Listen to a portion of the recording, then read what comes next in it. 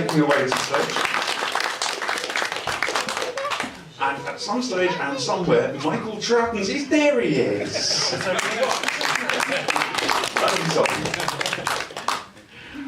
Okay, thank you very much. And the clock starts now.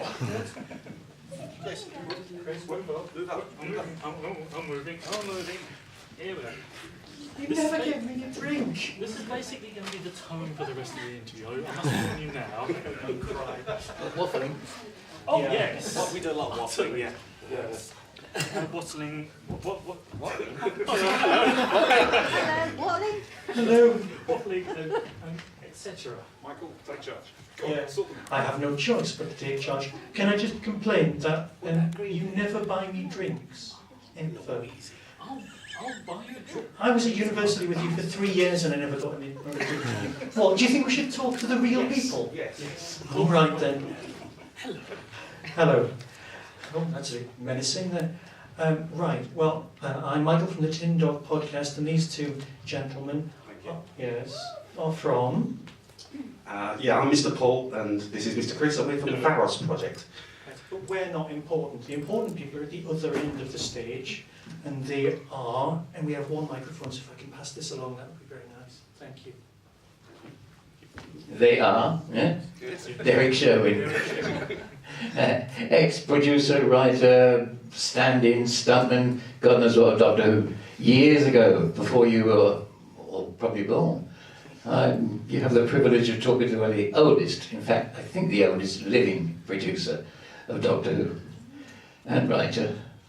Everything for my sins. Anyway, pass you along to everybody else. I'm Peter Davison. I'm Micheal Troughton. And I am the fortunate son of Patrick, who is the best doctor, in my opinion. Hello, I'm Wendy Pambury. Yes, I know, I couldn't resist it. You've changed, Wendy, you've changed a lot. Yeah, actually, Deborah Watling, and I played Victoria Waterfield, I think as you all know, and actress, that's it. Is it part of the... So shall I be microphone monkey? Go on then. You only got one, it's a cheap show, this is. Mics, they said no. Anyway. You give the lapel mics to the actual stars.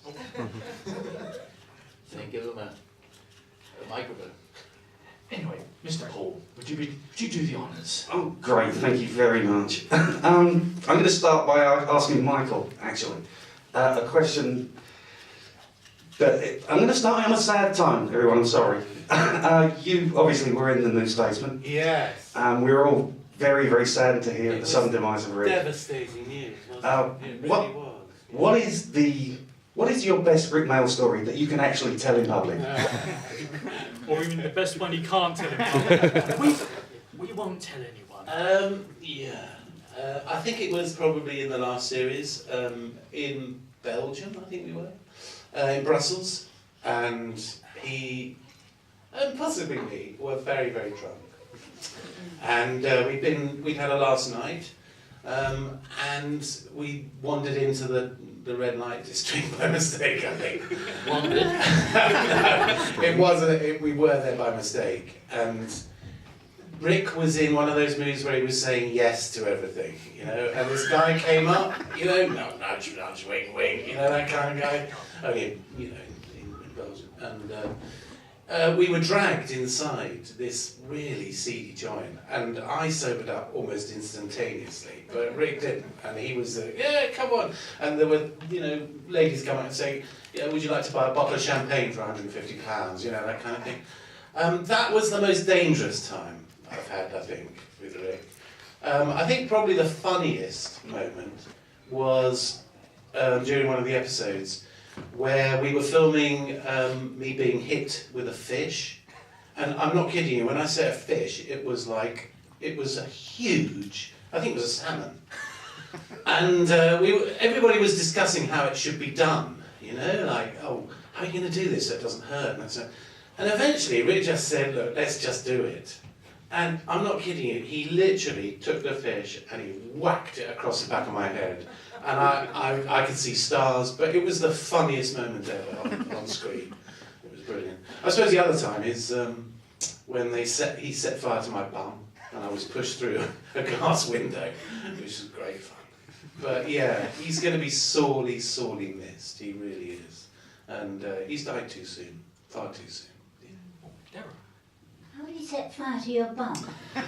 This man came along and he put a pair of racing driver knickers on, you know, the fireproof ones, and then a metal plate on my bum, and then he covered it with what's known as cow gum, which is like this petroleum jelly glue, and just set fire to it.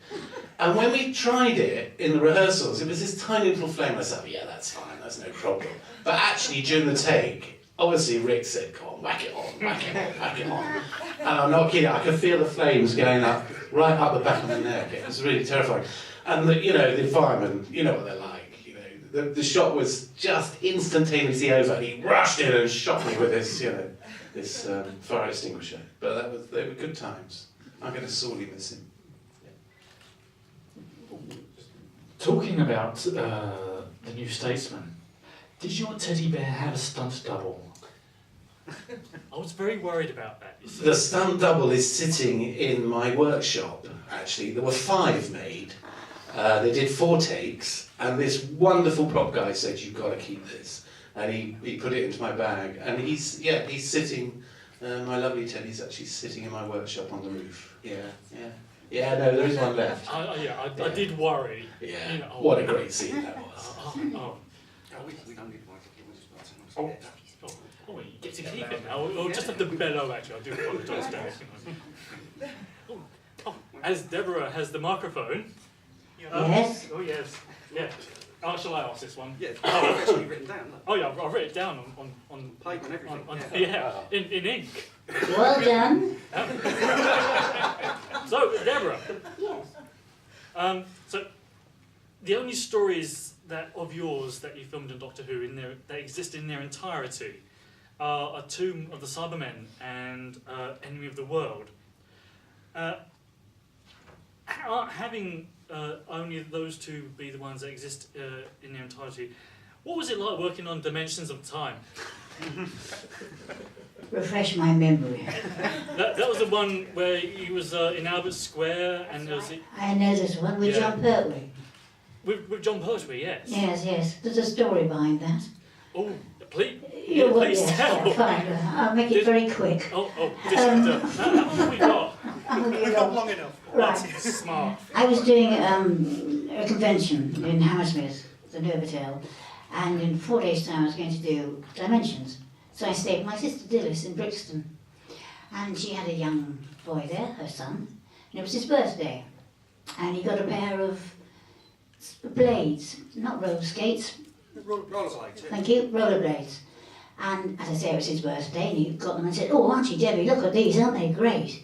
And I said, yeah, they look really good. And he went, do you want to go? I went, yeah, why not? So I found myself going down Brixton Hill in these blades. Little did I know there was a slab in the pavement, slightly rising like that, and I hit it. I went over and fell on the arm and broke it. And I thought my immediate reaction was, in 4 days' time, I've got to do Dimensions. And of course, Abbey and Plaster. Anyway, I got to the set. It was the Catty Sark. Great. And John was there and said hello. I said, yes, can I have a word with wardrobe, please? They went, yes. And I said, right. And they said, oh, we got you a lovely Victorian frock. It's going to be great. And I said, yes, thanks. I need a Victorian shawl or a cape. And they said, what for? And I went, this. And they went, oh, no. So I had this cape around me. That's what happened. I said, I can't, Said, okay, right, the camera won't see it. So John Nathan Turner came up and said, are you all right, Debs? And I said, yeah, I'm fine, don't worry about it. I said, but I really am a bit dodgy at the moment because of the arm. I don't really want to move far. And he said, oh, don't worry, you won't have to do a lot. And I said, oh, great. I said, what am I going to do? He said, well, you see that ladder going up beside the Cutty Sark? I went, yes.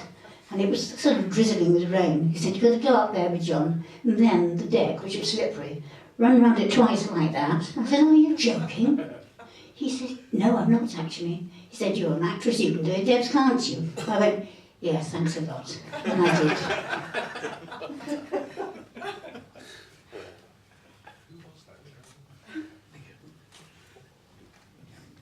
Derrick, we've neglected you so far, I do apologise. Thank God.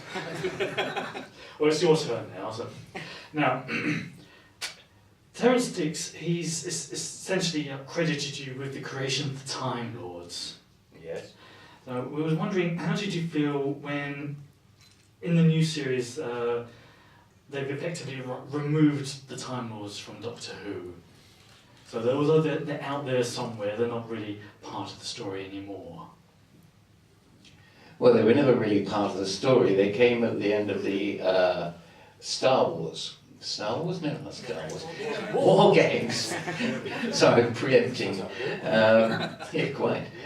And they were there simply as part of the exercise of removing one Who and replacing him with another. And everybody said, well, how are we going to do that? I said, well, we get hold of the people who bumped him from his own place before, and they're called no, they're called huh?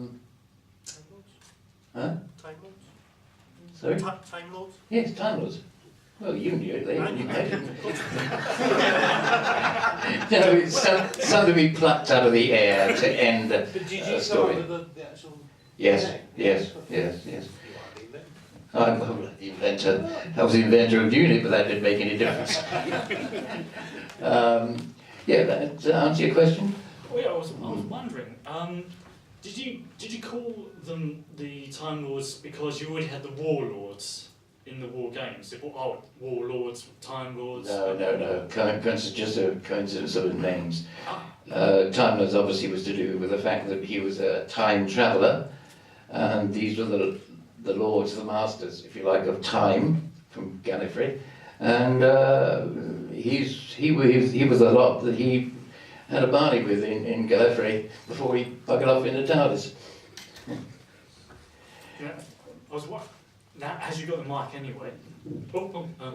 And now I have the mic. I have the power. Just ask the question. Just ask the question. Okay. It keeps me on track. It keeps me honest. You know? Well, so you basically you reboot. I had a couple already. It's been a long day. Right. You've arguably rebooted the Doctor Who back in Series 7. Keep me on track. So, what did you think of the new reboot of Doctor Who when it came back? What's your professional opinion of what Russell T Davies and then later on what Stephen Moffat has been up to? I haven't seen it a lot because I've been living in Thailand for 13 years. What's it like? Damn sight better than here. Does it rain as much? No, but when it rains, it rains. It opens up. But at one side of the street it's fine, you walk across the other end of the street, it's different. It's that peculiar. But the monsoon is quite an extraordinary thing, because it bursts of horrendous downpours of rain for 100 yards, another 100 yards of sunshine. It's weird. But no, here it's miserable, there it's fun. Oh, fun rain. Fun rain, yeah. And you can walk along without your shirt on or your knickers or whatever, because it's warm. Oh, right. Here it's horrendous. So Thailand next year? Yeah, I think so. Cool. Don't bring your knickers. Yeah, leave your knickers behind. Well, what you've seen, what did you think? Of Doctor Who, I mean. Yeah, Not the knickers. No. Don't look at me like that. Can we keep this clean? What do I think of Doctor Who now? Think of new Doctor Who. Yeah, what do you say? Difficult to say, because I came back, as I say, only 2 years ago. And I didn't get invited to the 50-year anniversary, which really pissed me off somewhere, since I'm one of the ugliest people in the world on Doctor Who. But what I think of the new lot, it's difficult to say. I've got so much contention with the way it's put together nowadays. Seems to be a favourite for overgrown schoolboys with little intelligence, but they're pretending to be very clever intellectually, and it's bullshit. Oh. If you'll forgive that express, with your knickers on. Now, what other thing you do? I haven't seen a lot. This is the newest one I didn't even see last week, so I missed it for some strange reason. But I've seen bits and pieces and clips in between. I don't know about the new Doctor Who himself. I've seen him several times on television being interviewed and so on. The little bit I've caught, I've been surprised that he doesn't have much of a sense of humour. I find it very difficult to find empathy with him. How difficult it's going to be as the stories develop and his character develops, I have no idea. But it didn't strike me as something I got to watch. Which I used to feel that mostly about others, apart from one or two of the people who played Doctor Who I didn't like. But Name them. if you like. What we like. Well, the ones I couldn't get on with, basically, was... Who's the little guy who thought he was funny all the time? Come on, you must recognise him. Sylvester Malone, that's right. Malone? McCall, whatever his damn name was. Yeah, the thing, I didn't find him acceptable as a Doctor Who. You know, he really wasn't. Doctor Who is supposed to be intelligent, for one thing. Super intelligent. But I didn't feel that Mr. McCoy could convey that to me as one of the audience. I don't think I could have written it for him either. Others, I don't know. No, he's the one that stuck in my mind as being not Doctor Who. The best ones, I think, were he had the most difficult time. Was your dad? Yeah. He had a very difficult time. He's written in the middle of a difficult time in scripts. And he was always objecting quite rightly because they were crap. And the one I really liked was the guy I'm afraid I brought into place was John Pertwee. Because John and I clicked for some reason. He wanted to play without comedy. He wanted to shrug off his comedy history, if you like. He wanted to be a real actor. And so it was difficult to get him to play straight scenes. But he did quite well. And very often they turned out to be funny. Yeah. But that was the nature of the guy. He was very good. I liked him very much. I don't think there were any more I disliked. And I didn't see all of them, of course, because even though I was living in Thailand, I got the 8th episode sent over to me on DVD. So they updated me quite a lot. But then they were taking notice of me, not now. They don't care what I think of now. In fact, I don't think they think I'm alive. They could be quite right. Bits are dropping up all over the place all the time. But what was your question? Don't worry about that. Oh, so you just want me to go rabbiting on, do you? Well, should we give someone else a... he's got a question. A question for you all, really. Considering there's so little of Patrick Troughton's actual time as the Doctor left in existence now, why do you think he's so beloved still by the fans? I mean, he personally is my favourite Doctor, and there's, I haven't seen a lot of him, but the guy just, he is the Doctor to me. It's funny you say that, Yeah. because you know, a lot of the time you go to these sorts of conventions, it's not just people over the age of 50 coming up and saying, you know, I used to put the pillow up and he was so wonderful. It's a whole range of ages, especially the young kids that come up and say, I've rediscovered Doctor Who now because I love it so much, and I just think your dad was so good and the stories were so good. I think the strength of Dad was that he was a really experienced, good character actor. Yeah. And I think that, in essence, is why he was so good. He played it for real. Yeah. He played it for real with this cheeky little sort of undercurrent, as you would say, of humour behind it. And I think that's why he was so successful. Yeah. Has the reaction changed since the discovery of the stories and your book? Yeah, nothing's changed. No, it's enhanced everything, I think. You know, I mean, they were wonderful discoveries. We went off to see the premiere of them, and it was weird actually watching him, especially without the quality that you normally see. It was so well digitised. It was quite moving, actually. It was, it was really nice to see, him doing his thing. And, it wasn't just Doctor Who either. He had such a huge range. At the moment I'm sort of going through a whole load of his stuff, trying to sort of categorise what he did, and the amount of work that he did, especially during the 50s, when television was just beginning, is enormous. It was the days where you could just knock on a door and say, "Have you got any?" To a director and say, "Oh, you got any work this week?" And that was the way it worked. It was like a little sort of rep. TV rep. In those days you got 50 bob for it. Well, quite. Yeah. You didn't get You really had to save up to be an actor. Yeah. So is this research going to be the basis for a second book? Yeah, I'm doing an encyclopedia of his work, a colour encyclopedia.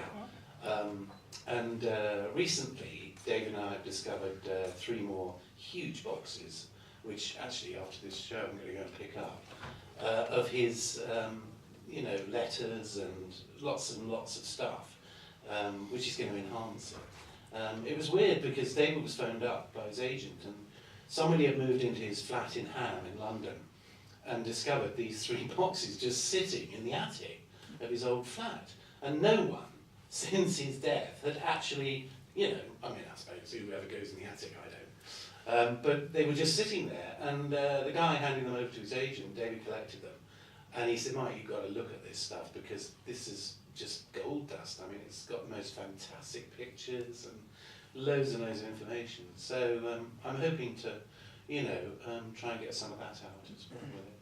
But, How far did the boxes go back?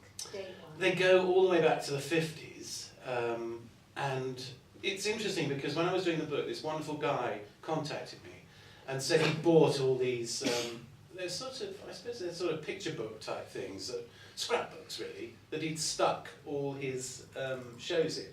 And a lot of the shows aren't on IMB, the internet site. And there was a lot of them missing, so I'm hoping that these little sort of books that he kept are going to stretch from sort of 60s onwards until whenever he stopped. But I've yet to see it yet. Can't wait. Very exciting. When's it going to come out then? A book, probably due to work commitments, probably beginning of next year at some point. The encyclopedia. Yeah, I've got to do an awful lot of research on releasing pictures and talking to people and saying can I use this picture and all that kind of stuff. Because it being an encyclopedia, it's a bit like a Dawn and Kinsley. You got the date, you got the show. It's on the site. Have you got a title we can look up on Amazon yet? Have I what? A title? Yes, it is. It's at the printers. Oh. Yeah, the hardback version of the Patrick Troughton book that I'm re-releasing with 3 extra chapters is at the printers. So that should be released. I'm planning on sort of launching it in Dimensions in Newcastle, so it'll be around about that time. Yeah. This is going to sound a bit silly, but when your dad was the Doctor, and obviously you were there, did you two ever meet at all? Yes. We did. Yeah. But I think I got this wrong. Right. Because he came to the studio, you came with your brother. Yeah. And I met him in the studio, Lime Grove, where we were shooting Who. And I remember you two in short trousers. Yeah. You were, weren't you? Oh, yeah, we've been in short trousers, yeah. Or your brother always says, no, I wasn't Well, in no, short trousers. never admitted to being in short trousers. But, yeah, no, I certainly was in short trousers at that point. Yeah. Yeah, because in those days you did wear short trousers at 12 years old, didn't you? I mean, it was that, I used to go to school with trousers. I wear them at 70. So, yeah, I think we did meet. We met in a pub as well. What? The Orange Tree Pub. Yeah, you don't remember that, do you? Richmond. Yeah, somewhere like that. Yeah, when I was quite How young. old were you then? 13, 14. What were you doing at college? I got a new job. Stick it on the CV, it'll be fine. You stick it on the CV. It's a member of IMDb. Michael, you obviously we know you from lots of things, but Then there's a sort of another career gap, but you went off our radar as an audience, Yes. and you took up teaching. And according Yeah, to I mean, through circumstances that were, through sort of personal circumstances, my wife contracted a very nasty illness called MS, and essentially I couldn't go away and film, you know. And at that point, it was a shame because you know I was getting really nice films and things like that. But you know, I had to stop really because of personal things, and I decided to become a teacher. And I taught. First of all, I taught physics. Because I'd done a university degree in astrophysics. And then, yeah, come on. And then, In a TARDIS? no, not in a TARDIS. No. And then I went on to teach drama as head of drama at Woodbridge School with this fantastic theatre that they just built for £3.5 million or something. So I was playing with that really for 4 or 5 years. And then I stopped and became a full-time carer, and now I'm back doing proper acting. Yeah, yeah, yeah. Go on, you bastard.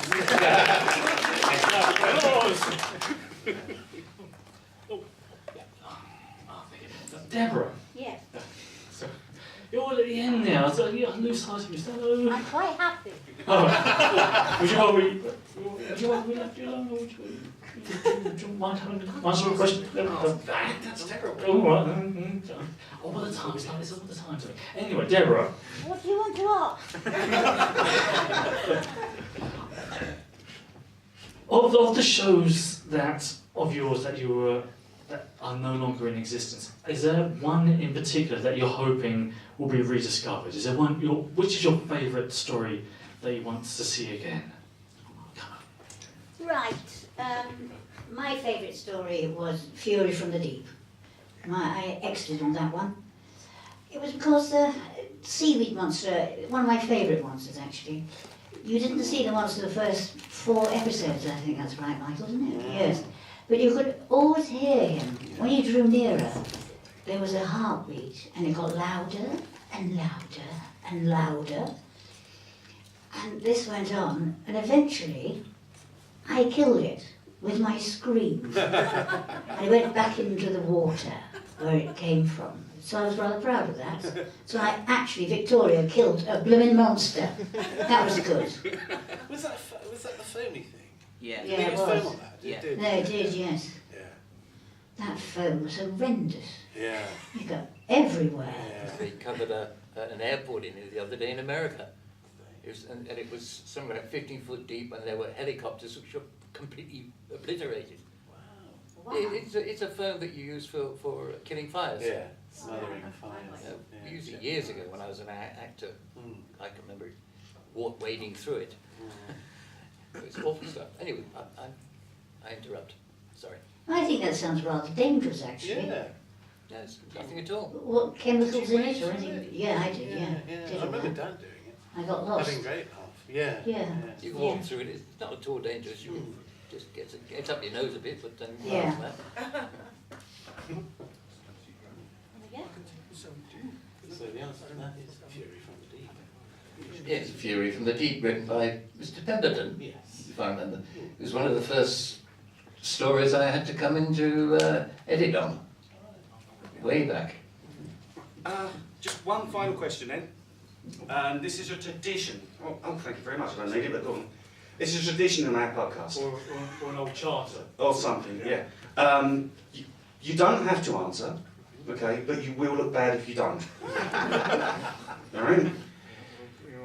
What is this? Do you fart in public? Oh no, there's nothing like that at all. No. It's about how television is a constantly shifting landscape these days. In, let's say, the last 5 years, things have changed radically in the way people watch TV. Now it's all over the internet. Stuff like Netflix are making their own TV shows. It's just, no one watches TV. It isn't an event to sit down and watch television anymore. People do it whenever they like. And that has in turn changed the way that television has been made.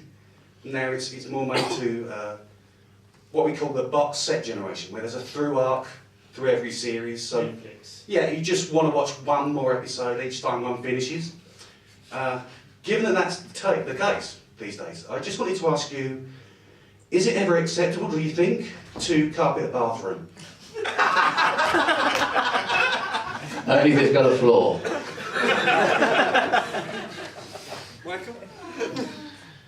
Yes. I agree.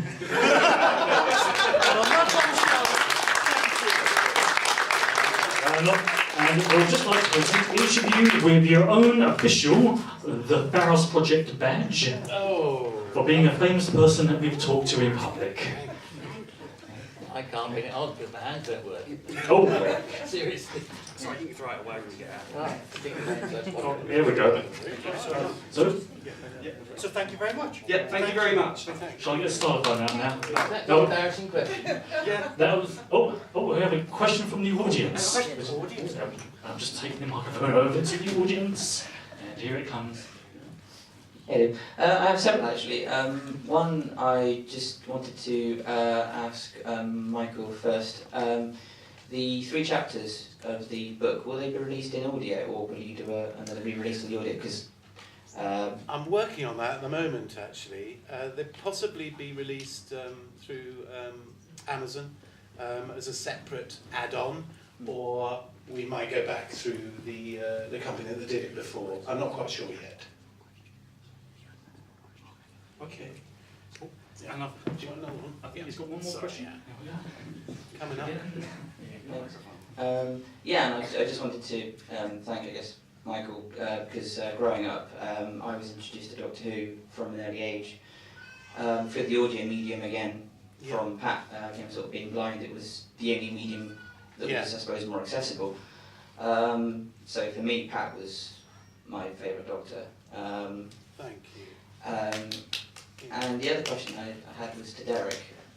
The final scene of the War Games has always confused me. What actually happened? Because obviously you had him sort of spinning in the void, or a void, and what was the concept behind that? Back again. That's a difficult question. It was the last episode of a 10-episode marathon, and it was a means by which we could get rid of one Doctor and find another. And since we were having him running away, that's what it was all about. He was running away.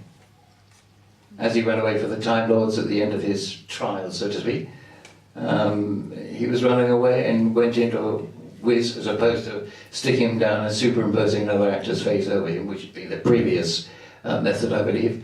We simply spun him off into space and picked him up when he landed in England, or any of the countryside or whatever.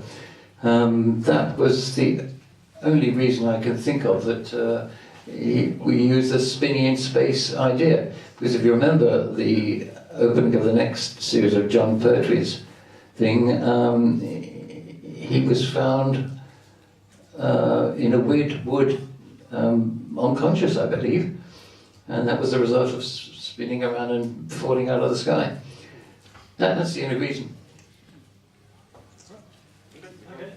Okay, I think, are we good for time, or?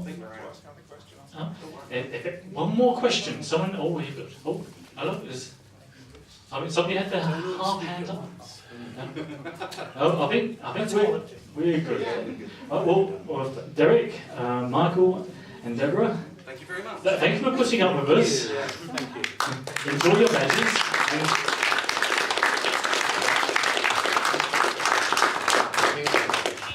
Right then. Right, who's up next? Oh, Siobhan? Oh, no, Siobhan's not there. Siobhan's just going to